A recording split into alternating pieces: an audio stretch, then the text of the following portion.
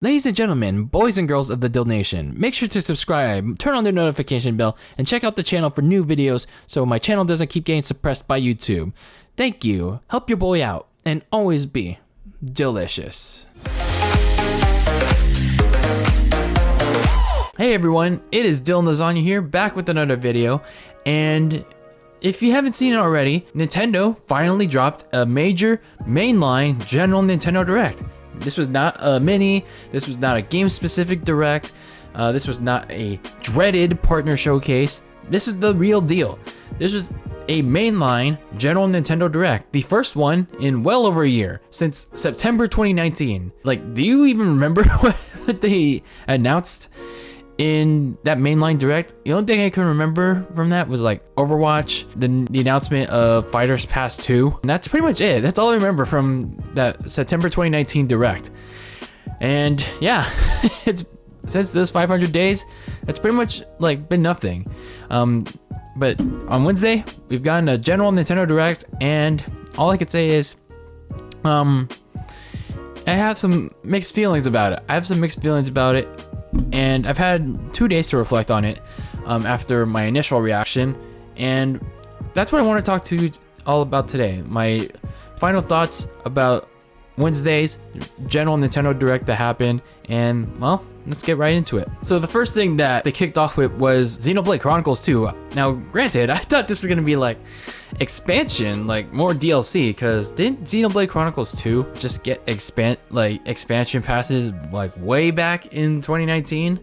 And I'm thinking, why are they doing this just now? Why are they doing more expansions just now? But as the trailer went on, and once it got really deep into it, it was revealed that Pyra, Rex's like blade, like his ally, as you would call it in Xenoblade 2, was going to be in Smash as the next DLC fighter, alongside Pyra's switchable tag-in Mithra. That was pretty cool to see. I'm not the biggest Xenoblade fan in the world. I personally played Xenoblade 2, and I think I got a quarter way to midway through the game, and I was just not feeling into the game. But I kind of like Pyra, I kind of like Rex, and I thought they were pretty warranted to be in the game, to be in Smash. I know a lot of Xenoblade fans, a lot of RPG players, some RPG fans wanted Rex and Pyra to be in the game, but sorry, Rex fans, you unfortunately got shafted. But it's nice to see Pyra in the game. It's also nice to see Mithra in the game, and it's kind of weird that they had to there were jiggle physics, like big titties are still there in the game, but nonetheless, yeah, Pyra is going to be Challenger Pack 9 in Smash Bros. Ultimate, and I know some people are going to be upset that it's going to be like, oh, another anime swordsman is going to be in the game. It's another anime sword fighter, another weeb person going to be in the game. And yeah, I get that sentiment. That it's going to be just another uwu anime swords person. But literally, who did we just get back in December at the Game Awards? Didn't we just get an anime swords person in Sephiroth? Like, yes, I get he's the anime swords person, but that doesn't discount the fact that it's still an anime swords person in Sephiroth from Final Fantasy VII. So why can't Pyra get her opportunity? And plus, it gives the whole Xenoblade series more name value and more representation in Smash, because I think Shulk was the only one that had things going for him. So again, I'm not the biggest Xenoblade fan, but I'm happy for her. I'm happy with this pick, and even then, there's only 2 spots left, so this is gonna be interesting. Where it goes. These 2 final spots are gonna be also very nerve-wracking, because it's gonna be a final push to see who's the most deserving, most warranted, most desirable by whoever Nintendo wants, whoever Nintendo picked. And the speculation scene's gonna be intriguing to watch in the next couple of months down the stretch. Like, yes, we still have Pyro's Sakurai Presents, but after that, it's anyone's game. After Now, obviously, if you follow me on the channel, I always root for Crash Bandicoot to come in. Well, some people were pointing to him being revealed as Challenger Pack 9 on Wednesday's Direct. I just didn't see it happening, even though Crash 4 was announced for Switch a week prior. But I just honestly didn't see it happening because I think maybe perhaps Activision wanted to save him for a bigger event like that digital E3 that they're having in June, or maybe even at the tail end of the Fires Pass with Challenger Pack 11, or maybe Crash doesn't get in at all. So either way, if Crash does get into Smash at all, I think E3 is probably his very last chance to do so. But we'll see what happens. But it's anyone's game. Any character could get in those final 2 slots. But my biggest takeaway, I mean, besides from Crash not getting in, was the indication maybe that this Fighters Pass is going to be leaned towards more Nintendo representation. It's like maybe 4 Nintendo, 2 first party, or maybe a dead like set even on 3 Nintendo, 3 first party, like kind of like what I imagined like at the very beginning of Fighters Pass 2. So who knows, maybe we'll get 1 more third party, or maybe 2 more first party, or maybe all Nintendo characters at the end. So we'll see what happens. Maybe we'll get the next one in June, and the next one maybe at a fall direct. We'll see. But for now, I'm glad Pyra and Mythra got their due, and I'm actually looking forward to their Sakurai Presents and see how they play when they come to Smash. Next up, we got Fall Guys coming this summer. This Fall Guys is coming to the Switch this summer, and well, I guess by that point, the exclusivity deal with Sony, I guess it's gonna be all said and done with. And I guess as fun as Fall Guys looks, man, did that game fall off like in popularity really quick when the game was first out? I think, like, was it Among Us, like the new popular game on the block when it came out, and then all of a sudden everyone just left Fall Guys. But I don't know. I mean, even if Fall Guys coming to the Switch, I know some like people are gonna go play it on the Switch, and maybe the hype will get back up a little bit. I don't know. It's like the Fall Guys hype has kind of died considerably. I don't see that many people streaming it anymore, or that many people playing it anymore. But either way, I guess it's cool to have Fall Guys coming to the Switch and alongside the Xbox this summer. Now it's gonna be on all consoles. What wasn't cool, however, were the games that were shown after Fall Guys, because what we got after Fall Guys was a bunch of filler, a bunch of anime, weeby, uwu, shovelware games. Like in general, a bunch of I hate to say it, basura. Now, as much as I complain about like the partner showcases from last year, I can make a case where games like DC Superhero Girls, Phantom Maid Detective Club, or whatever, and Project Triangle Strategy, those games, at least you might as well have them in a partner showcase. Might as well revive the partner showcases for those games, because they did not need an extensive look in this direct, because goddamn, I don't know why people would be interested in these games, especially like DC Superhero Girls. Like, who the hell is gonna play this game besides maybe, I don't know, maybe children. I'll give them that. I will give them that. But 5 damn minutes on Project Triangle Strategy, like that is baffling. That is baffling. Half of the Switch fan base is probably not gonna care for that game.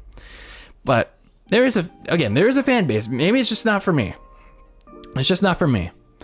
So I don't know. Maybe just don't have those games in a mainline direct. Again, quality over quantity, Nintendo.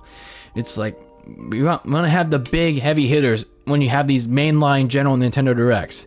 But then again, we've seen that in the past, and they never learn. Even with all the anime weeby stuff in this direct, which half of it was filled with, we still got some other cool things like Mario Golf Super Rush. You know, if you saw my reaction to this, I was super hyped. I had no idea why I was hyped for Mario Golf. I guess I was just like a big mark for Wii Sports Golf back in the day, because when I played with like my younger cousins back in the day, we would just like mess around in golf.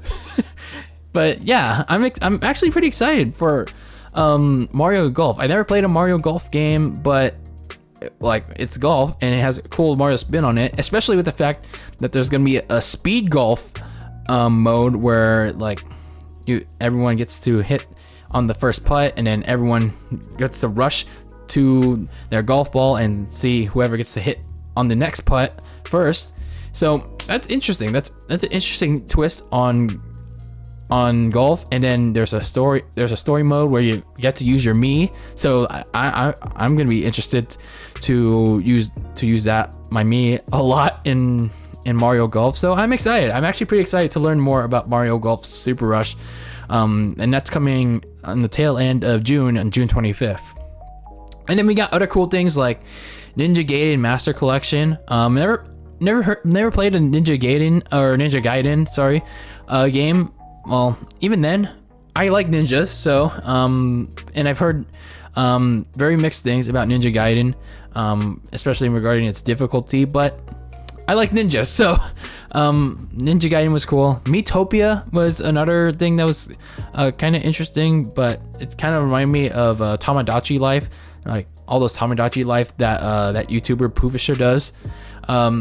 No More Heroes 3, that game finally got a release date, and I'm pretty sure No More Heroes fans are excited to see that. And then Hyrule Warriors Age of Calamity got an expansion pass, like not really similar to like Breath of the Wild, but it's like its roadmap is kind of similar, and we'll see what it entails like more in depth when we get to that point.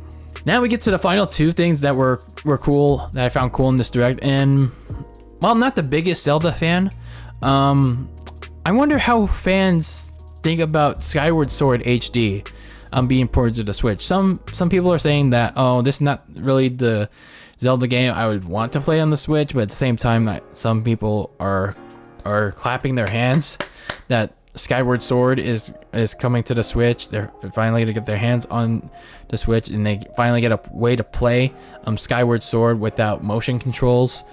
But I don't know. I'm just very neutral. I don't. Again, the only Zelda game I played was Breath of the Wild. But I've seen people play like Wind Waker, Twilight Princess, and yeah, pretty much that's all I've seen people play. But a lot of people were speculating like a collection of sorts, like they did with Mario 3D All Stars, since it's the 35th anniversary of Zelda coming up real soon. But I don't know. We'll see. I don't think that's happening. Maybe they release HD versions of Twilight Princess and Wind Waker. I don't know what they're gonna do to commemorate Zelda's 35th, but we'll see from Nintendo. And unfortunately, they're charging $60 for a 10-year-old game that doesn't really have much improvements other than having button controls now. But considering Nintendo has charged $60 for like Wii U ports for like the entirety of the Switch life cycle, I mean, should we really be surprised anymore with their pricing on like old ass games? Should we? Now, they did update us on the development of the Breath of the Wild sequel. They didn't talk about it during this direct, and it makes sense. They're probably not ready to talk anything about it still, and hopefully, eventually they have to talk something about this game when they're ready. So maybe at E3 again, on when they hit that 2-year anniversary of when they first revealed Breath of the Wild 2. So hopefully they have something ready to go by then. But I don't know. I have my doubts that it's coming out this year at this point, but we'll see.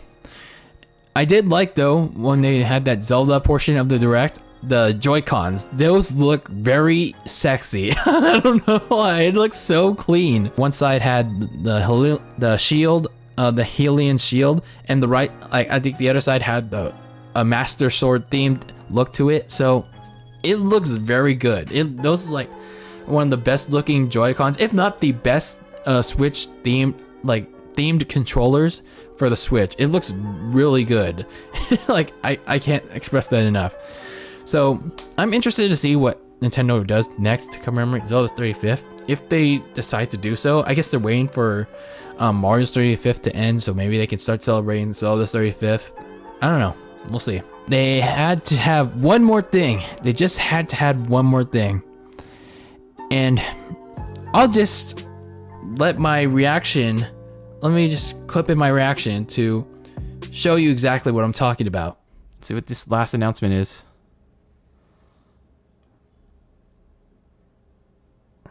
What is... the hell is this? Splatoon? What the hell is this? What the fuck is this? They're in a wasteland? What is this? This is like Mad Max Splatoon edition. What the hell? What was that? I totally missed it. This can't be Splatoon 3 already.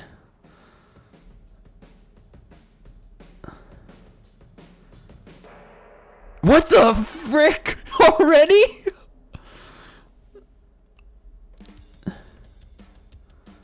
Already? Holy crap. No way, man.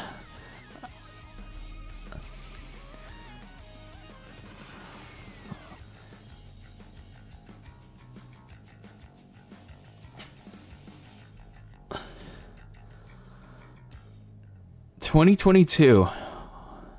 Okay. Yeah, I just can't believe they're doing this. I can't believe they're actually doing a Splatoon 3 in the same system that they're doing Splatoon 2. Technically, yeah, it's been almost 4 years since Splatoon 2 came out. Like, goddamn. To think that we're gonna get 2 Splatoon sequels on the same console in the Nintendo Switch is insane. It's absolutely insane. Now, I'm interested to see how much different Splatoon 3 is going to be than Splatoon 2, because as much as I love Splatoon 2, every time I look back to watch YouTube videos of the first Splatoon, Splatoon 2 does change I don't know if I would say a lot, but some things from Splatoon 1, like you brought in some new weapons, new game modes, like the Octo expansion, and like the storyline, you continued that with the single player, but like that again, the main story didn't really do much in terms of gameplay, and you brought in new maps, and other than that, there wasn't really much else. Like especially if you were a seasoned Splatoon player, if you played the first one already. So I'm really interested to see what Splatoon 3 brings to the table. Now, they hinted at what new things are already there, like the main hub, which is going to be like this industrial area. Like it has apartments and all that, unlike Splatoon 2, with Inkopolis Square, where it was more kind of like what I said in the reaction video, like Times Square-ish, where it was a big urban area, a big more condensed urban area. Unlike with what I'm seeing already with Splatoon 3, it's more industrial-ish, with the apartment building, apartment windows and stuff, and then as with the map, it's set in the Splatlands, aka wastelands and stuff. And I like the addition of where to spawn your players, launching them into the battlefield. That's pretty cool. And obviously you got a lot, some sneak peek at new weapons, and I guess I don't know what that crab is. If that's a special weapon or like your secondary weapon or something. But this game looks pretty cool. I'm surprised that they're doing this in the first place. I've loved Splatoon 2. I still stand by the fact that this is the only multiplayer game that I love to this day, aside from Modern Warfare 2 and 3. But like more so than Modern Warfare 2 and 3. But Splatoon 2, loved it to death. Even with until Switch Online kicked me out of playing it. And I can't wait to see more of Splatoon 3, even if it's a long ways away, 2022. And it's going to be interesting to see what comes out of it and when they decide to talk about it next, because give me more. I want to see more of Splatoon 3. Maybe that's what Nintendo wanted to do to convince me, like to try to persuade me to try to buy Nintendo Switch Online. It's like, hey, you know what, pal? It's like this guy has really been holding out on Nintendo Switch Online for like 3+ years. He's been really good at it, you know? It's like, maybe if we do a third Splatoon game, maybe we can get him back. Maybe we can get him to play Nintendo Switch Online. Maybe we can get his $20, you know? Yeah, that's good shit, pal. Splatoon 3, that's good shit. I'm excited for Splatoon 3, ready to learn more about this game. Obviously, it's still probably gonna be a long time before that game comes out next year. But overall, I thought the Direct was okay. It started off strong with the Smash reveal with Pyra and Mythra. Sorry, Rex fans, you got shafted. But again, Xenoblade 2 representation is finally getting its due. And then we got Fall Guys. That's finally coming to Switch, even if the hype has died considerably. But after that, unfortunately, again, the massive quality dip with a bunch of anime weeby stuff, and a bunch of shovelware eShop games getting a lot of screen time for whatever reason.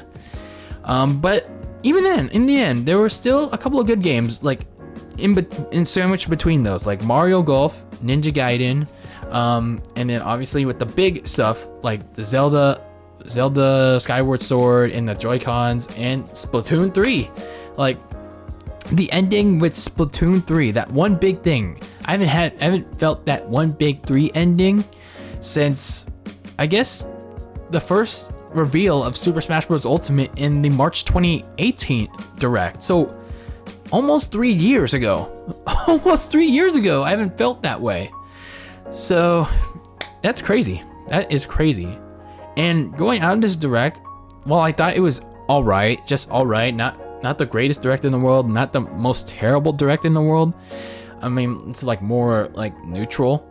I think Nintendo set themselves pretty decently for the first half of the year, and like a little bit more so like in like that early second half of the year, because they got Bravely Default 2 and Mario 3D World this month.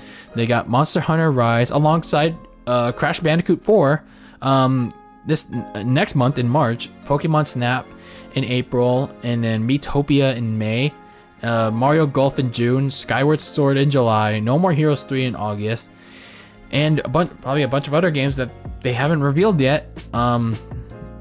Like going forward, like whether it's with the Pokemon Day stuff next week and maybe some Zelda 35th stuff if they do something with it. And then you also like think about if they're gonna have Breath of the Wild sequel for holiday or maybe early next year, and then you got Splatoon 3 next year. So dang.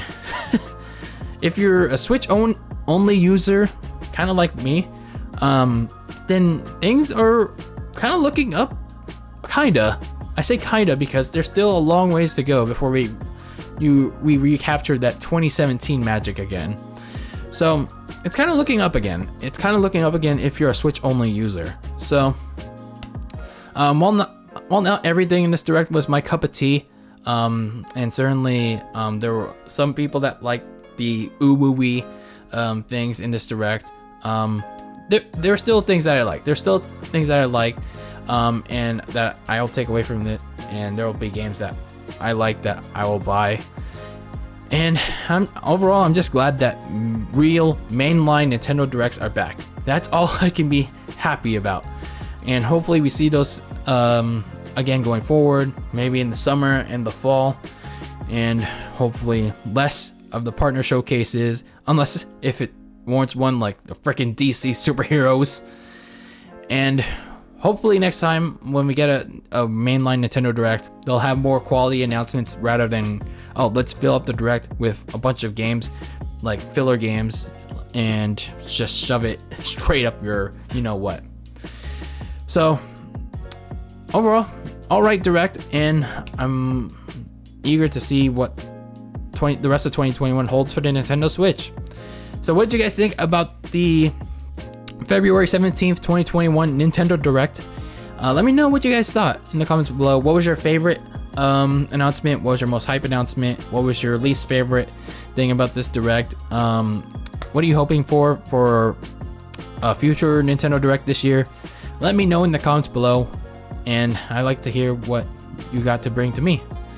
Anyway, that's it for me for this video. Make sure to subscribe, turn on that notification bell, because I think YouTube is shadow banning my channel because like the notifications are not going out and the viewership is dipping big time. So subscribe, turn on the notification bell, share this with your friends, check out the channel regularly, and if you want to, follow me on social media.